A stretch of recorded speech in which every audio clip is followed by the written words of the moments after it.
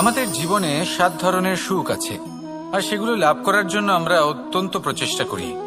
কিন্তু কোনো প্রচেষ্টা করার পূর্বে তা কিভাবে করব সেটা বোঝা খুব প্রয়োজন, আর সেখানেই আমরা ভুল করে থাকি। যে কাজটা আমাদের পরে করা উচিত সেটাই আমরা আগে করে বসি। আপনাকে স্পষ্ট করে বোঝাই, প্রত্যেক সুখের সাথে 2টি ক্রিয়া জড়িত থাকে। এবার যখন আমরা ধনের কথা বলি তখনও 2টি ক্রিয়া জুড়ে থাকে। প্রথম ক্রিয়া হলো ধন অর্জন করা, দ্বিতীয় ক্রিয়া হলো ধনের ব্যবহার করা। আর জীবনে ধনের ব্যবহার করার পূর্বে ধন কিভাবে অর্জন করতে হয় তা শেখা অত্যন্ত প্রয়োজনীয়। আমরা মন্দিরে যাই, ভগবানের আরাধনা করি, তার জন্য পুজো করি, ওনাকে প্রসন্ন করতে চাই, কিন্তু তার আগে ভগবানের ওপর আস্থা রাখা প্রয়োজনীয়।